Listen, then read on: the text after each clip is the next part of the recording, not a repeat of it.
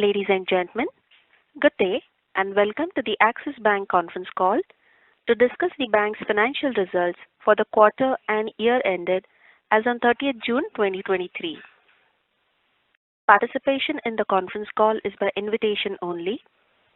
Axis Bank reserves the right to block access to any person to whom an invitation has not been sent.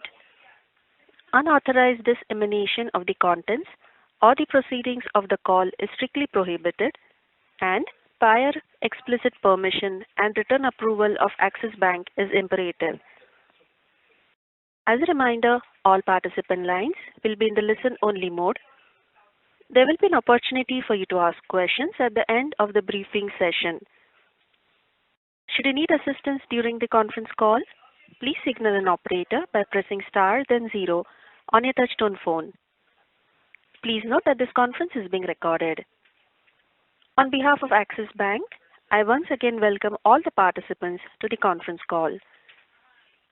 On the call we have Mr. Amitabh Chaudhry, MD and CEO, Mr. Rajiv Anand, Deputy Managing Director, and Mr. Puneet Sharma, CFO. I now hand the conference over to Mr. Amitabh Chaudhry, MD and CEO. Thank you, and over to you, sir. Thank you so much. Good evening and welcome everyone. We have begun the new fiscal year with strong operating performance across segments. The bank's quarter first financial year 24 profit after tax grew 41% with consolidated annualized ROE at 19.44%, up 388 basis points year on year. We also accelerated our progress in identified areas of distinctiveness, namely digital, Bharat banking and customer obsession, while working on synergies from acquired city businesses. We remain watchful about the emerging macro variables, and we are fine-tuning our strategy to continue to deliver a sustainable and predictable performance. We continue to remain focused on 3 core areas of execution of our GPS strategy, namely embedding a performance-driven culture, strengthening the core, and building for the future. Let me now discuss each one of them in further detail. There is visible improvement in the quality of our deposit franchise. We have made significant progress in our journey towards improving the quality, granularity, and premiumization of our deposit franchise over the last 3 years, led by multiple bank-wide transformational initiatives. Please refer to slides 18 and 19 in the investor presentation. The bank deposit franchise grew 400 basis points faster than the industry, with improvement in both quality and composition of deposits. Low-cost CASA share is at 45.5%, compounding at 19% for the last 3 years. During first quarter of financial year 24, on a quarterly average basis, savings deposits grew 20% year-on-year and 10% quarter-on-quarter, and current accounts grew 17% year-on-year.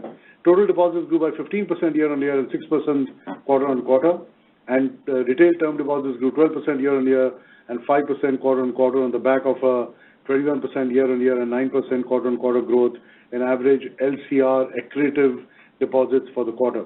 The granularity, quality, and growth of deposit franchise has improved tremendously in the last 3 years. We continue to invest disproportionately here.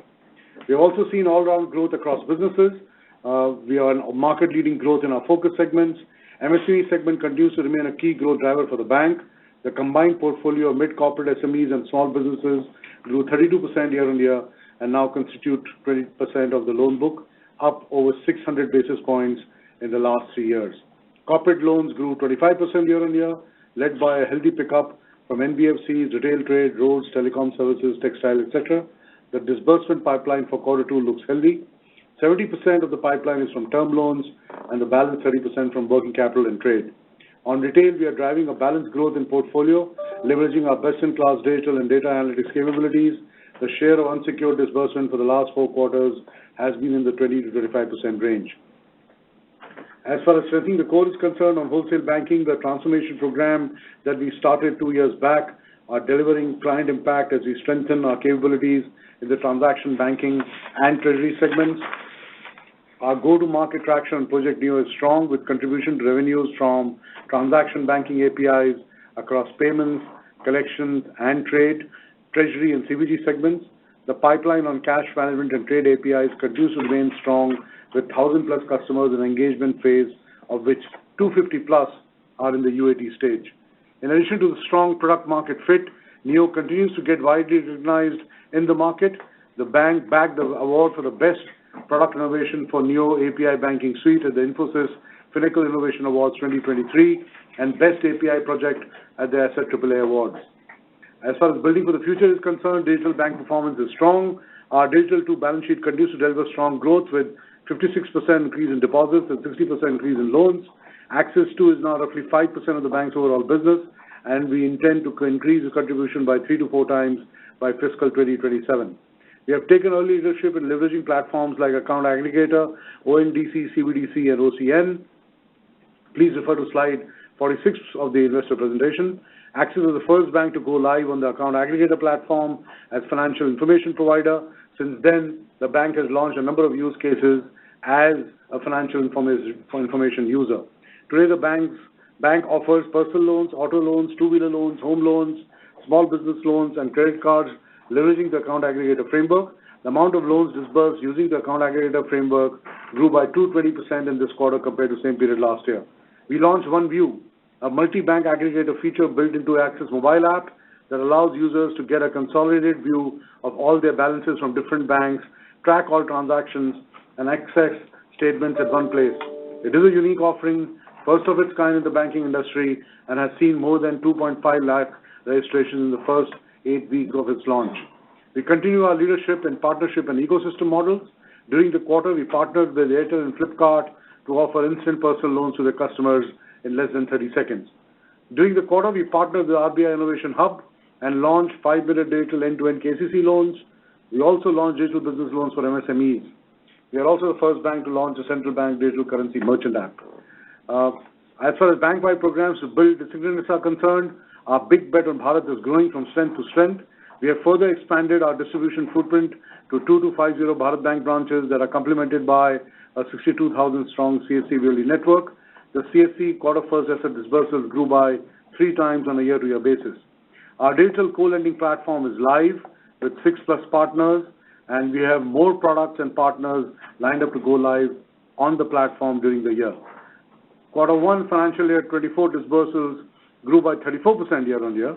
Rural advances are up 22%, and deposits from Bharat Banking segment grew 17% year-on-year.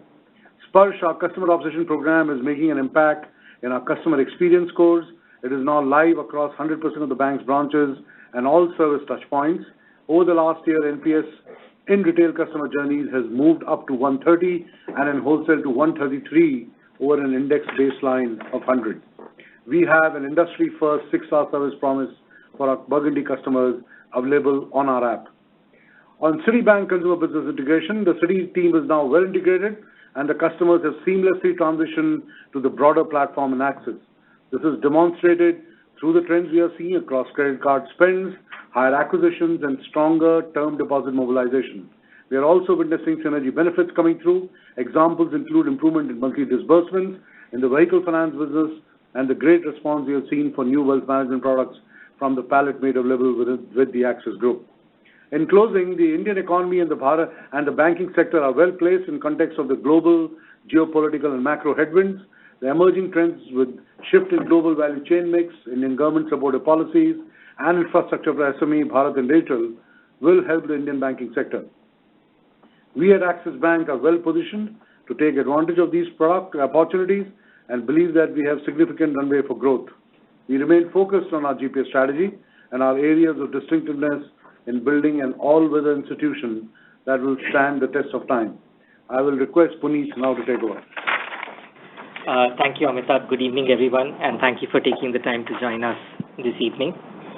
On our operating performance, we've delivered a strong operating performance for the quarter.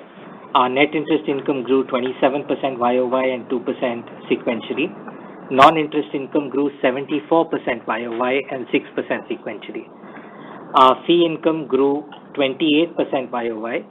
Our retail fee income grew 37% YOY. Granular fees at 94% of our total fees. Operating revenues grew 38% YOY and our operating profits grew 50% YOY. The consolidated ROE/ROA of the bank stood at 19.44% and 1.83% respectively, up 388 basis points and 35 basis points on a YOY basis. Our subsidiaries contributed 27 basis points to our ROE and 3 basis points to our consolidated ROA. We've delivered a robust loan growth across all our business segments. Domestic advances were up 26% YOY and 2% sequential quarter. Retail advances were up 21% YOY and 2% sequential quarter. SME advances were up 24% YOY. Our corporate advances were up 25% YOY. Rural loans grew 22% year-on-year and 1% sequential quarter. Our small business banking grew 46% year-on-year and 8% sequentially. Our mid-corporate grew 38% on a year-on-year basis. Our small business banking plus SME plus mid-corporate mix stands at 1,72,589 crores. That's 20% of our loans, up 600 basis points in the last 3 years. It's important to note that these businesses are high RAROC businesses and profitable for us. We've delivered a steady growth in granular deposits, and early visibility on the quality of our deposits is coming through. On a month-end balance basis, deposits grew 17% YOY, savings accounts grew 22% YOY, current accounts grew 23% YOY, with our CASA ratio at 46%, up 182 basis points on a year-on-year basis. Average LCR during Q1 FY24 was 123%, and the outflow rates of our deposits have improved by 460 basis points over the last 2 years. We are well capitalized with a self-sustaining capital structure and adequate liquidity buffers. Overall capital adequacy, including profits for the quarter, stood at 17.74%, with a CET1 ratio of 14.38%. Our self-sustaining capital structure is attributed to a net accretion on CET1 basis in the first quarter of 36 basis points. Our COVID provision of 5,012 crores, not in our capital adequacy calculation, provide an additional cushion of 50 basis points on overall capital adequacy for us. We've retained our strong position in payments and digital banking. We have 100 plus digital partnerships across platforms and ecosystems, 13 million customers on WhatsApp banking. 1.11 million credit cards were issued in quarter one. Our CIF market share was 14% as of June 23. Spends were up 78% YOY and 28% Q1Q. We are the second largest player in the merchant acquiring space with a market share of 18.4%. Our incremental market share in the last 1 year is 28%. Asset quality continues to improve with declining gross NPAs and slippages. Our gross NPA at 1.96% declined 80 basis points YOY and 6 basis points sequentially. Our net NPA was 0.41%, declined 23 basis points YOY, flat sequentially. Healthy provision cover of 80%. On an aggregate basis, which is all provisions by GNPA, our coverage ratio stands at 145%.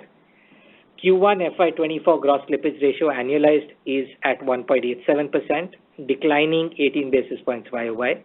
Our net slippage was at 80 basis points.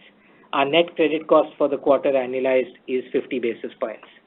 The bank's subsidiaries continue to deliver strong and steady performance. Our Q1 FY24 profit at 303 crores was up 16% year-on-year, with a return of investment on domestic subsidiaries at 45%. Axis Finance Q1 PAT grew 29% YOY to 123 crores.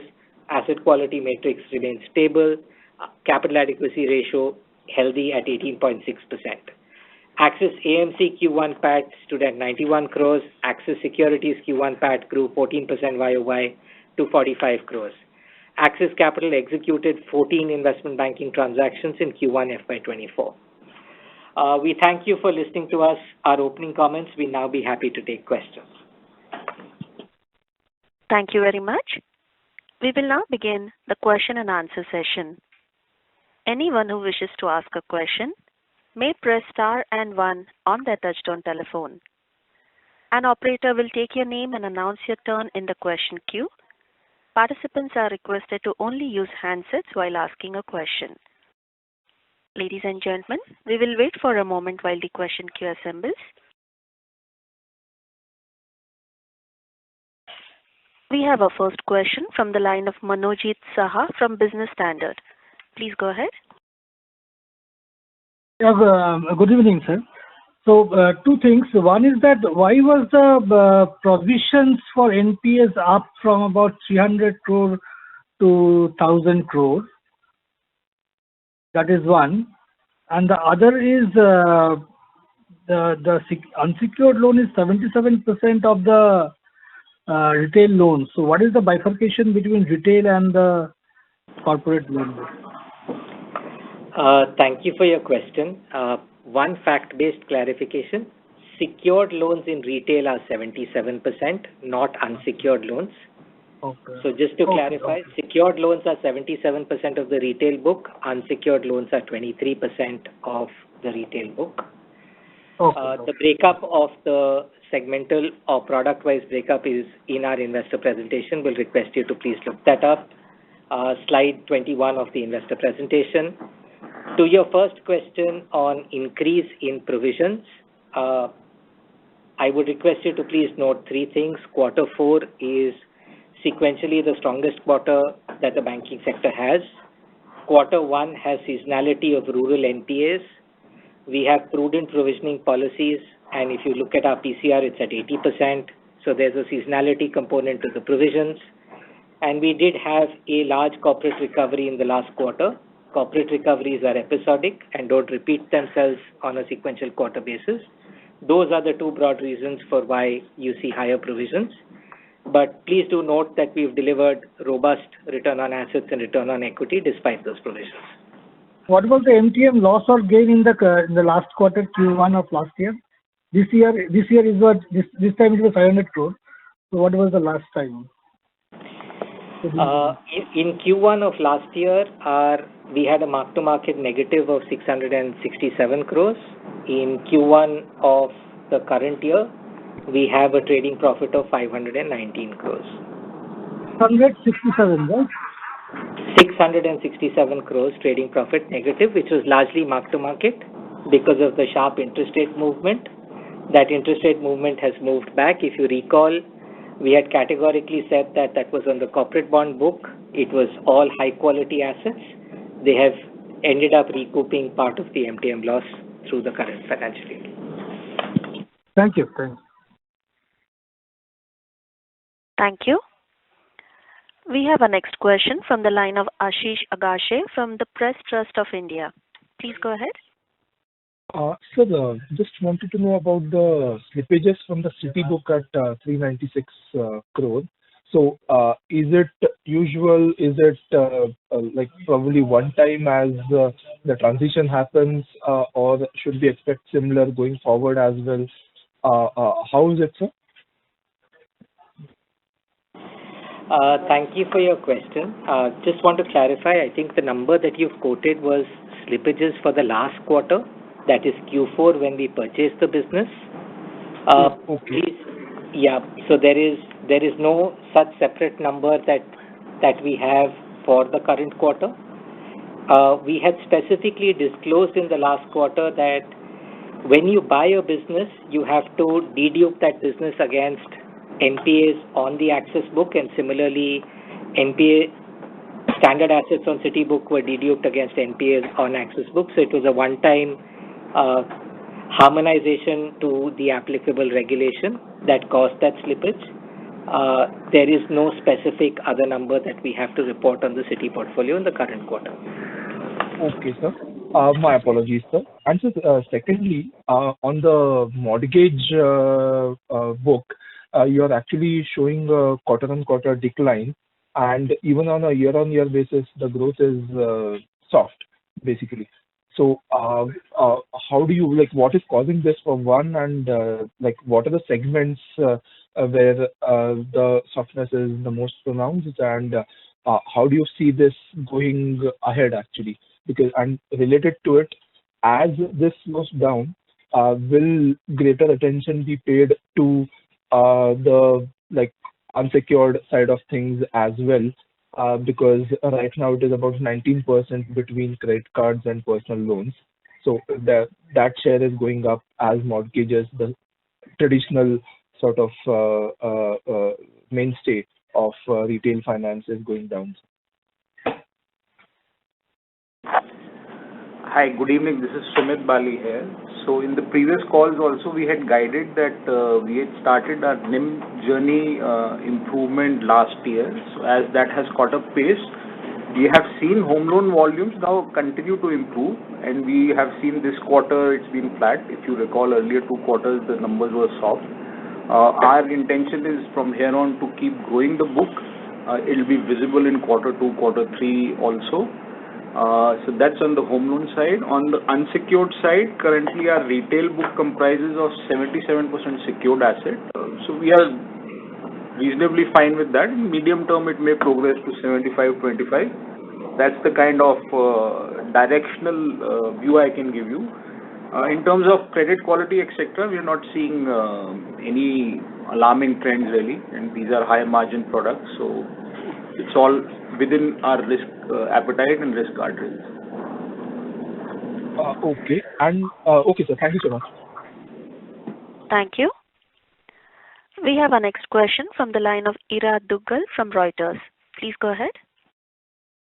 Hi, good evening. It seems to be a problem across the industry of attrition. I've seen your numbers in the annual report from last year. Just trying to get a sense of what it's looking like this year, particularly at junior levels, and how the bank is tackling it if it is high. Surely it has an operational impact, even if not in terms of cost, but in terms of service. So hi, thanks for the question. Firstly, let me just state that the very few banks in the industry are actually disclosing their numbers. In some cases, it's not even an apple-to-apple comparison. But yes, at the front line, all of us are seeing attrition somewhere between 33 to 35% range, though the attrition in the, I would say senior positions and the corporate office is generally lower. As an industry, given the fact that we are growing at a certain rate, given the fact that the Indian economy is growing at a certain rate and a lot of opportunities abound, we are all used to, at one level, working with this kind of attrition. So it's not something new. All the top banks, as I said, are in the kind of the same zone.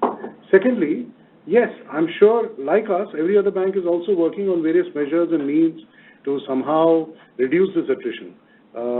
Last year, we saw a spike in attrition. This year, we are seeing some slowdown, but there are some parts of our business where we're seeing heightened attrition. So it is something which is a constant effort which all the management teams make all the time, but it is a reality of the industry to some extent, and we are all in a way used to working also at those attritions for reasonably long periods of time. Just because you might ask the question, let me just state categorically that the attrition of Citibank employees who have joined us is at a level which is lower than what they've experienced for the last 3 years. So I just want to get that data point also out of the way. As I said, industry-wide problem, very few banks declare it, something we work on all the time, and yes, at one level where we're used to it, our resolve to continue to try to bring it down remains, and we're constantly working on this problem to ensure that we can get it down to more reasonable levels. Thank you. Is it mostly the sales category, and would you be able to share a number saying that, in the relationship management category? We don't disclose different attrition numbers for various parts of our business, but as I said, the higher attrition is on the front line. Front line is obviously a combination of sales and the branch people where we see higher, where the attrition tends to be higher. Okay, thank you. Thank you. We have our next question from the line of Ankur Mishra from ET Now. Please go ahead. Mr. Ankur Mishra, your line is unmuted. Please go ahead with your question. Hello, yeah, am I audible? Good evening, everyone. Yes, you are audible, yes. Yes. There is slight moderation which can be seen in SME loan as far as the pace of growth is concerned if you compare it with Q4. Just wanted to understand this is again seasonal or is deliberate?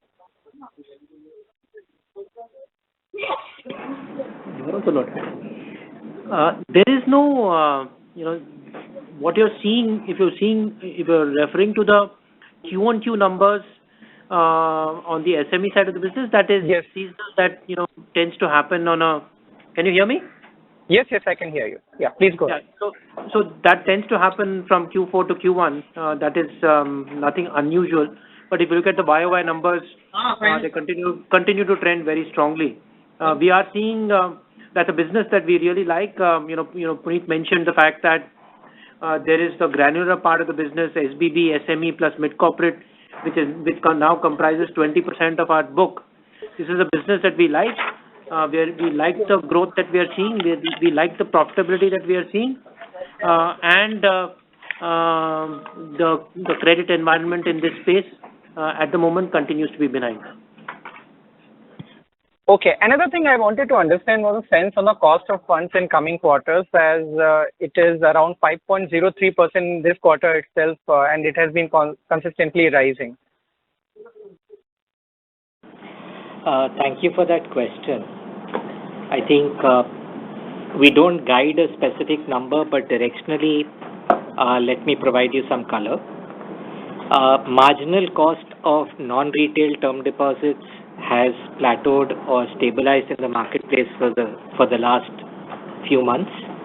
So effectively, unless there is any exceptional event, we expect those rates to have stabilized. On the base book for us started repricing Q4 and played through Q1. We do expect cost of deposits on the base book to move up, but the pace of growth of cost of deposits will moderate as we move forward. Okay, thank you. Thank you. We have our next question from the line of Gopika from Mint. Please go ahead. Hi. Good evening, sir. Am I audible? Yes, please go ahead, Gopika. Hi. So in your opening remark, you spoke about a good pipeline of corporate loans. Is there any number you can give for this? No, Gopika, we don't have a number, but what I can tell you is that it is significantly stronger than what we had Q1 same time last year. Right. And this is from brownfield, greenfield, what kind of project?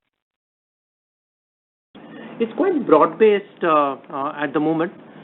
We are seeing a mix of requirements for CapEx and working capital, and it is across sectors, retail, telecom, NBFCs, road projects. So it's quite broad-based at this point in time. Right. There has also been a jump in gross slippages this quarter. Has this, I mean, you mentioned about agri. Is that one of the contributors?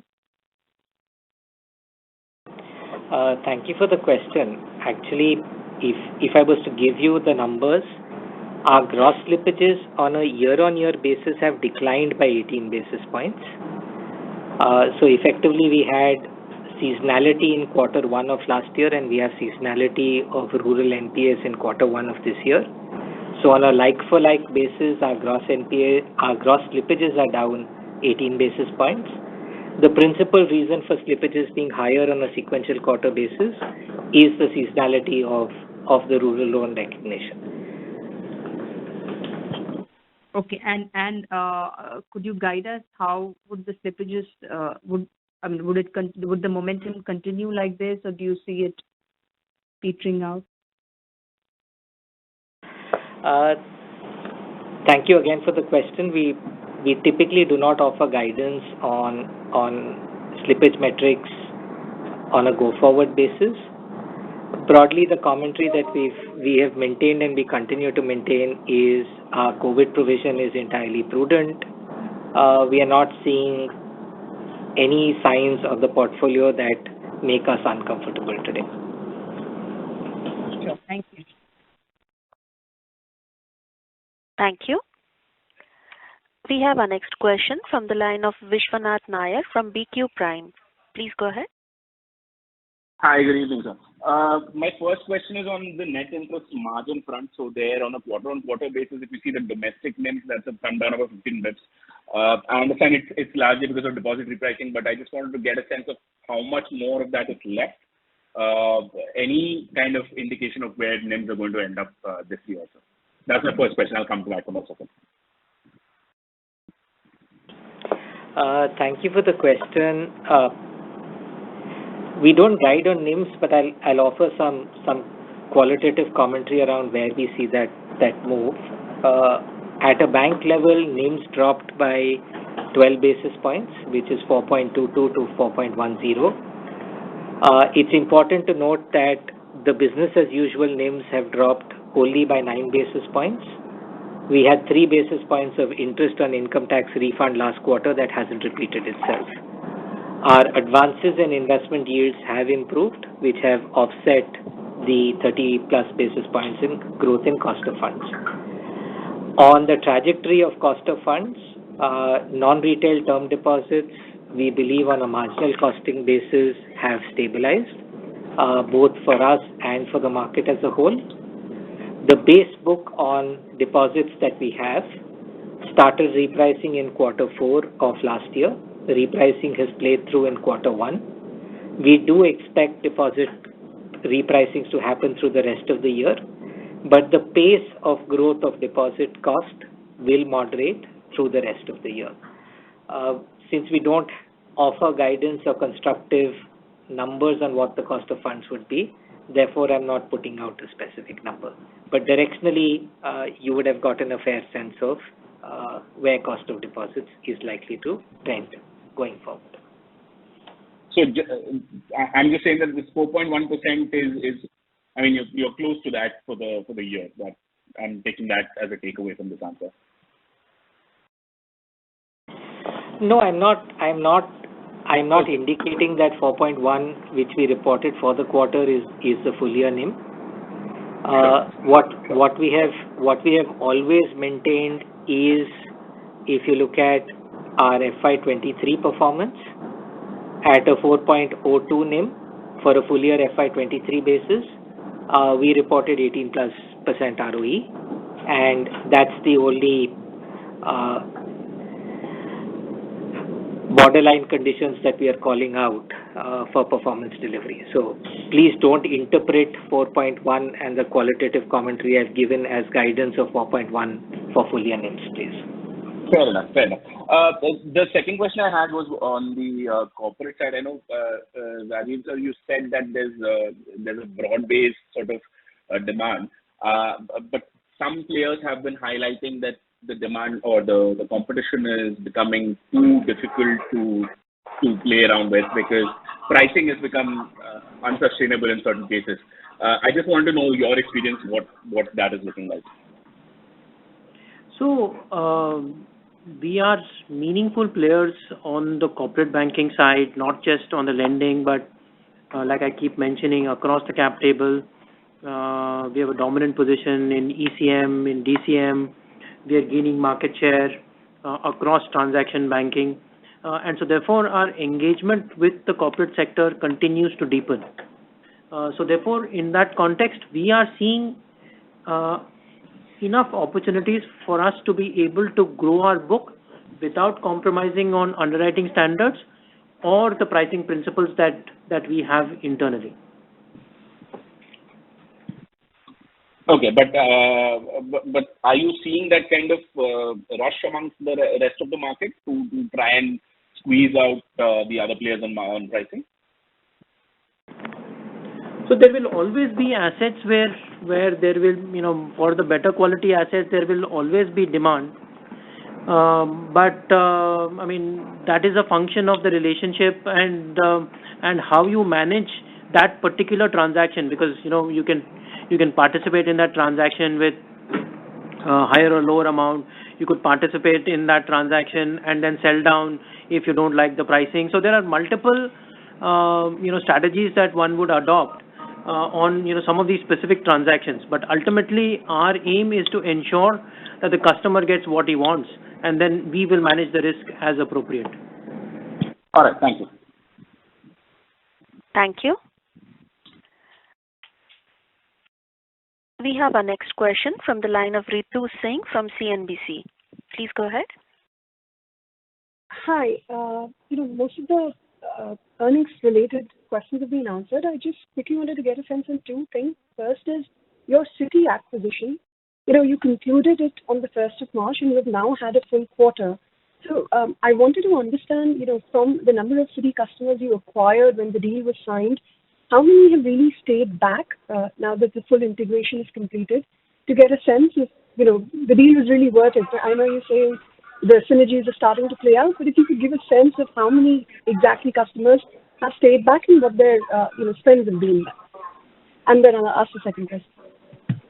Yeah, Ritu, thanks for your question. So Amitabh alluded to some of this in his opening remarks.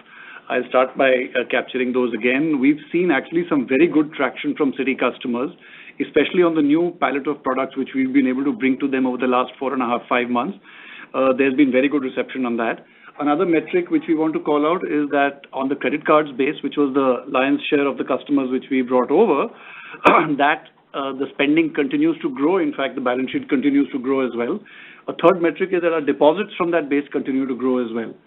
So on almost all metrics, and I've given you examples from pretty much representative of the business as a whole, we are seeing a lot better traction than even we would have thought on all the products, on all the aspects. The customer base is largely intact. There are normal BAU movements in and out, but the customer base is largely intact. In fact, the acquisition of new customers by the erstwhile Citi team has also increased. So on all fronts, it's working out ahead of our expectations, and we're quite happy with what we're seeing. That's not very objective, if I may add. What is the number, if you could share, on how many Citi customers you intended to add versus how many have left since the closure of the deal? Yeah, no, unfortunately, I won't be able to share specific numbers on segment-wise acquisitions, but I do want to reiterate the fact that the numbers are well ahead of our expectations and are progressing exactly in line, in fact, ahead of the plan that we had made.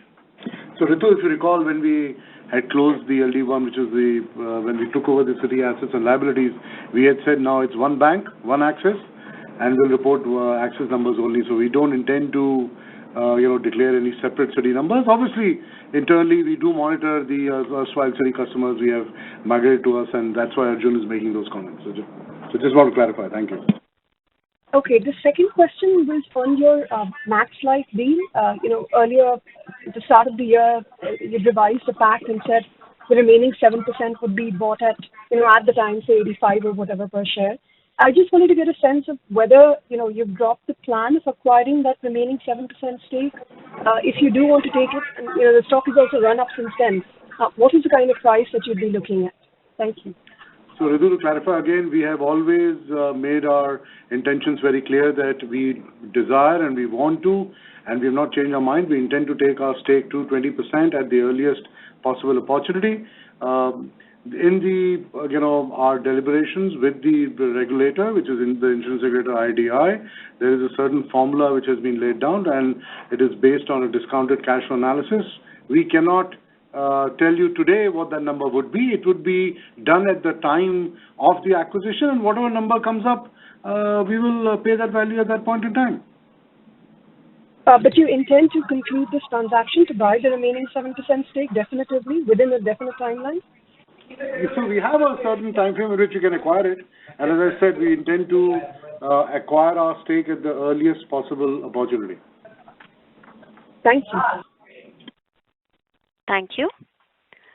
We have our next question from the line of Hamsini Karthik from Business Line. Please go ahead. Hi.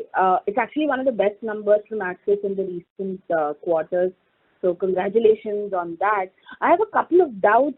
Cost of employees is up about 22% when I look at Q1 of the current fiscal to a year ago. Is this jump a steady rate for you, or because it also reflects increments, etc., or is it a little different from your past trends?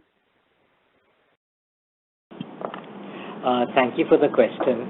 One, the growth rate by itself is not an apples-to-apples growth rate. Please do appreciate that same quarter last year, we had not acquired the Citi business. Therefore, the staff cost of the Citi business sits in the staff cost reported for Q1, but does not sit in the staff cost reported as of the same quarter last year. Secondly, we have previously called out that we will provide increments and continue to invest in our growth businesses.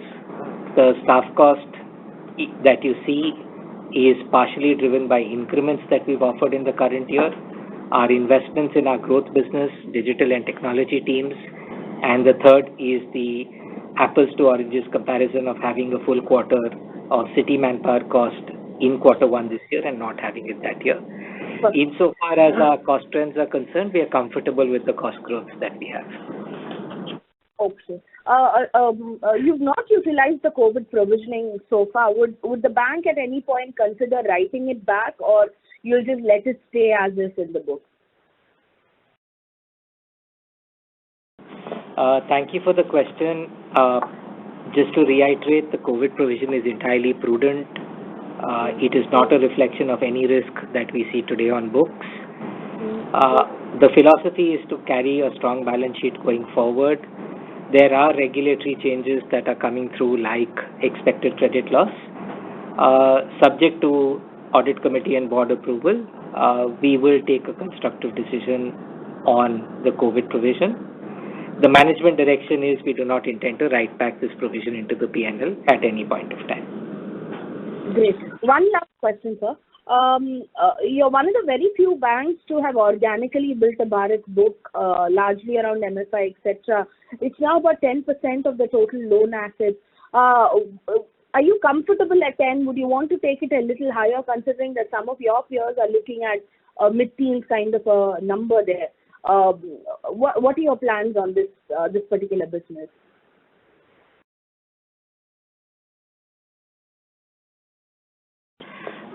Thank you for the question. One of the key areas of distinctiveness that we've called out for ourselves is Bharat Banking. We are investing in that franchise. You are seeing early results of that investment and focus that we brought to that business. You will see us continuing to invest in that part of India, and growth should come through. Slide 24 of our investor presentation provides you the benefits of that investment and the salient features of our Bharat Banking franchise. But apart from that, we continue to remain committed, and it will remain an area of distinctiveness for Axis Bank. Will it remain at 10% of total book, sir? That's all that I want from you as a guidance. We don't guide segmental. We do not guide segmental proportion of the book. Just from a fact-based clarification, as at June, it is 14% of our total retail book. We continue to want to invest in that business, and therefore you will see us continue to invest and grow that business. It is high RAROC, and therefore if it does provide us to grow profitably, we will continue to grow that business faster than the rest of our businesses. Thank you. Thank you. We have our next question from the line of Mayur Shetty from Times of India. Please go ahead. Thanks. My question has been answered, but I would like to take the opportunity to know about what your plans for the credit card business are. Until when can you issue the Citibank credit cards, and when will the cards be rebranded? Mayur, there was some problem with the audio, so I hope I got it right. Were you asking till when will the Citi credit debit card be issued? Was that the question? Yes. Okay. So after LD1, which was legal day 1, which was March 1st, we have moved most of our acquisitions over to Axis products. We've created new Axis products for each of those segments. There are very few cards which are continuing, which we have rights under the agreement to continue for a certain period of time, but the intent is to create products which combine the best of both for customers and acquire those. That journey has already begun, and most of the acquisitions which we are seeing are going to be on the new palette of products. For customers who hold those cards and who get renewals, they continue for a certain period of time to get the erstwhile Citi Plastic, which is covered under the terms of our agreement. There is a formal cutover which will happen when the systems migrate, at which point of time the customers who renew thereafter will get the new plastic. So we're working towards a 15 to 18 months from LD1, which we had guided earlier also in March itself, and we're on track to complete as per that schedule. So after that, there'll be only Axis Bank cards, isn't it? Even now, for a new customer, it is largely 99% plus Axis Bank cards. Yes, after that point, even the renewal plastics would be the Axis Bank cards created specifically for that set of customers. Thank you. Thank you. Thank you. We have a next question from the line of Preeti Singh from Bloomberg. Please go ahead. Hi. I just wanted to pick up on the question of attrition. It is an industry-wide problem, as you said, Mr. Chaudhary. Is there any thinking around maybe expanding the funnels in terms of hiring frontline and Salesforce personnel? And sort of what are the new cohorts that you might be exploring to bring into the funnel? Well, Preeti, as you said, that it is a constant endeavor on part of any institution to look at ways and means of reducing this attrition, and one of the potential ways is always to look at either new funnels or hire more people, when the kind of people graduate and train them and bring them up in your organization so that they're ready to you for a longer period of time. We keep evaluating this all the time. We have specific hiring which we are doing for various cohorts across the organization for various skill sets, and the number of these specific cohorts we are hiring has gone up manifold. So just to give you an example, we were earlier hiring for banking in general. Now we hire for IT, for analytics, for some of these areas separately, and these people are hired specifically to work in these departments. We keep trying new things. We keep trying new experiments. Some work, some don't. But yes, it is a problem we are grappling with on a regular basis, and not only us as a management team, but obviously even the board is very cognizant of this problem, and we discuss some of these issues at that level too. Okay, fine. Thank you. I also wanted to check if you have any imminent fundraising plans in this quarter or next. We have no fundraising plans. As you would notice, we are accreting capital organically. We are probably the only large private sector bank that's accreted 36 basis points of CET1 in the current quarter. Our overall capital adequacy position is comfortable at 17.7% plus, and our CET1 capital at 14.38 gives us sufficient capital to organically grow. So no plans to raise capital. Okay, thank you. Thank you. Ladies and gentlemen, due to paucity of time, kindly stick to one question. We have a question from the line of Piyush Shukla from Financial Express. Please go ahead. Good evening. Am I audible? Yes. Most of the queries have been answered. A couple of queries, just wanted to get your sense on some of your one of your private peer is looking to add 1,500 to 2,000 branches in this fiscal. What is our branch expansion plan? And what is also your guidance for the credit card side? You've been adding over 1 million customers each month for the last 6 quarters. Actually, you've added over 1 million customers. So will this trajectory continue? Also, sir, just one associated query on this: you stopping the Magnus, devaluing the Magnus cards division. So what was the rationale, and will more changes follow in some of the cards that are there? Yeah, thanks, Piyush. I'll quickly answer the question on the branches. We continue to focus on distribution as our fundamental approach of sweating the franchise. We keep looking for white spaces, and that indicate to us as to where we should be looking for enhancing our distribution. And we'll continue to do that as we look at both Bharat specifically, as has been answered in the previous question, as well as continue to look at potential in the urban markets. I'll now hand it over to Arjun for the cards. Yeah, thanks for your question on the cards piece. I'll try and answer both of them. Obviously, we can't share specific numbers around what we plan to acquire, but suffice it to say that it is a very important part of our business growth, both cards and payments, and not just credit cards, but the merchant acquiring piece, the addition of new handles on UPI, and also credit cards. So we will continue to focus on that in the coming quarters and ahead. we will do so in a manner which is based on, customer centricity and based on product propositions which are winners in the market.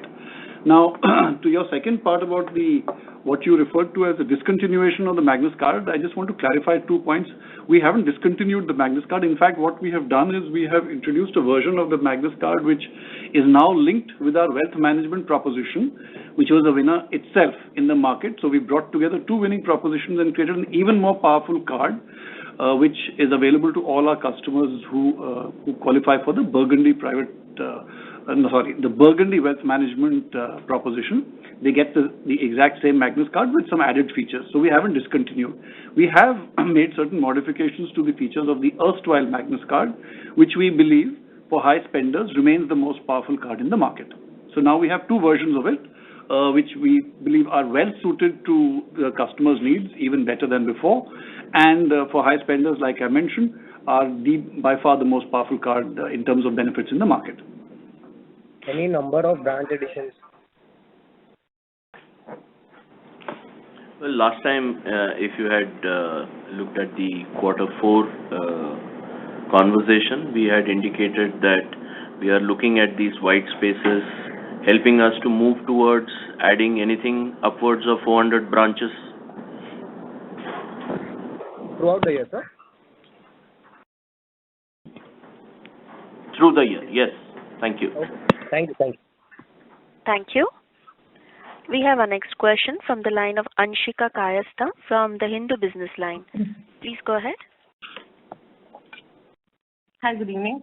Sir, I just wanted to understand the impact of the recent RBI norms on card network portability, especially on the bank's co-branded partnerships. And do you see some challenges in offering multiple card networks to your customers?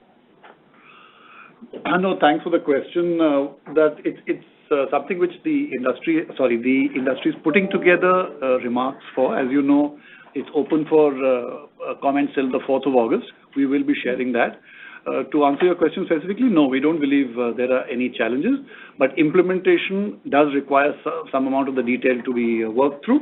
But we are supportive of the fact that we want of the RBI's effort to provide choices to customers in a manner which is operationally feasible as well. Sure. Thank you.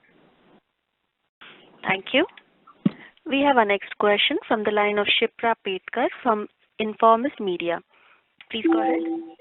Hello, sir. Good evening. Am I audible? Yes, you are, Shipra. Sir, I just wanted to ask how much of your deposits are yet to be repriced, and also by when do you see the cost of deposits falling? Thank you for the question, Shipra. We do not quantify the residual component of our deposit repricing frequency. However, to give you a directional input, non-retail term deposit pricing has stabilized on a marginal cost basis over the last couple of months, both for us and we understand in the market space, and that's likely to be stable unless there is a major macro event to be dealt with. On the base deposit book of the bank, our deposit costs started increasing in Q4 of last year. We've had an increase of 30 basis points plus in Q1 of the current year. We do expect deposit costs to reprice through the rest of the financial year. The pace of growth in cost of funds is likely to moderate. Thank you so much. Does that answer your question, Shipra? Yeah. Thank you. Yeah.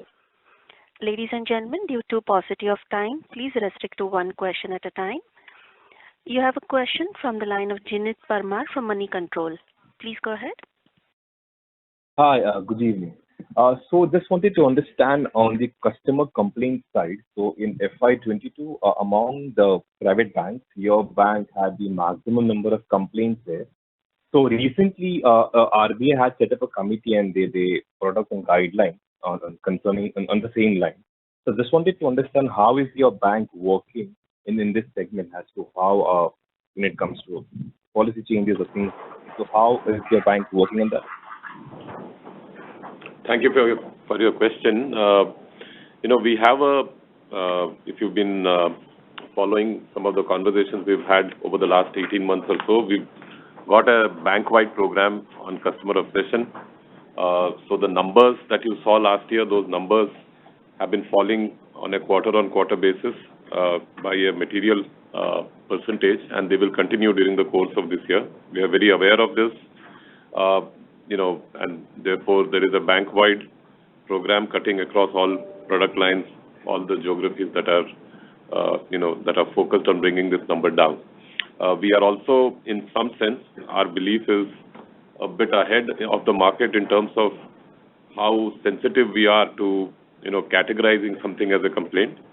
And we believe that in some sense, eventually, the, broader guidelines of how the complaints are categorized will eventually even out in the market. From our perspective, we are ahead of it, and in that sense, eventually you'll see our numbers moderate as well as the overall industry numbers start to catch up with us. Sure. Thanks. Thank you. We have our next question from the line of Ekta Suri from Z Business. Please go ahead. Good evening, gentlemen. I wanted to ask कि आप slippages के बारे में बात कर रहे थे, and you said that in quarter one generally you see slippages in the agri sector. So apart from agri, आप NPA और कौन से sector में देख रहे हैं, और अगर credit की demand आ रही है तो वो कौन से sector में सबसे ज़्यादा आ रही है?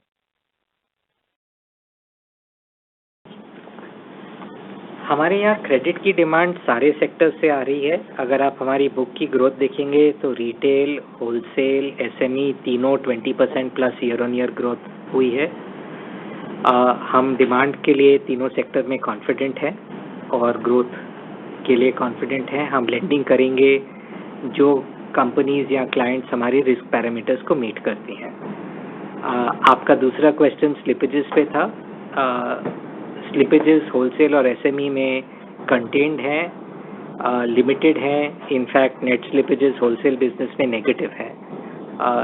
तो इस क्वार्टर में जो आप स्लिपेजेस देख रहे हैं वो रिटेल साइड से आए हैं, और जो आप सीक्वेंशियल क्वार्टर ग्रोथ देख रहे हैं वो सीजनैलिटी की वजह से है, और सीजनैलिटी रिटेल एग्री बुक में है.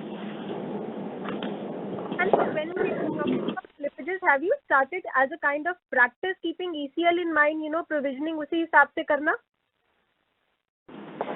मैम, ECL गाइडलाइंस अभी आने वाली हैं, पर अगर आप हमारा NPA पे प्रोविजन कवर देखेंगे तो यू विल सी कि हमारा प्रोविजन कवर रेशियो 80% है.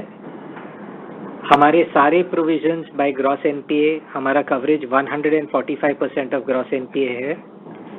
अगर आप हमारी प्रोविजनिंग पॉलिसीज देखेंगे तो हमारा total non NPA provision 11,800 crore से ज़्यादा है. तो जो हमारी करंट पॉलिसीज हैं हम काफ़ी कंफर्टेबल हैं. अगर ECL इम्प्लीमेंट भी हुआ तो बैंक पे ज़्यादा इम्पैक्ट नहीं होना चाहिए. Thank you. Will we see operational expenses cost, the impact of operational expenses, on upcoming quarters also after Citi integration? Ma'am, expenses हमारा BAU है, तो बिजनेस एज यूजुअल में जो एक्सपेंस ग्रोथ आती हैं वो आपको कंटिन्यू आपको दिखेंगी हमारे P&L पे.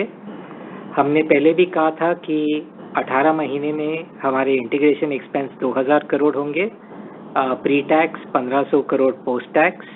वो आपको एक्सपेंस दिखेंगे which is one time exceptional. बाकी BAU ग्रोथ है. We have no other exceptional item to call out currently. Thank you. I now hand the conference over to Mr. Puneet Sharma for closing comments. Thank you, and over to you, sir. Thank you, Yashashri. Thank you, ladies and gentlemen, for taking the time to speak with us today. If there are any follow-on questions, please do reach out to our corp communication team. We'll try and address that as best as we can. It's been a pleasure talking with you this evening, and thank you for your time. Thank you. On behalf of Axis Bank, thank you for joining us, and you may now disconnect your lines.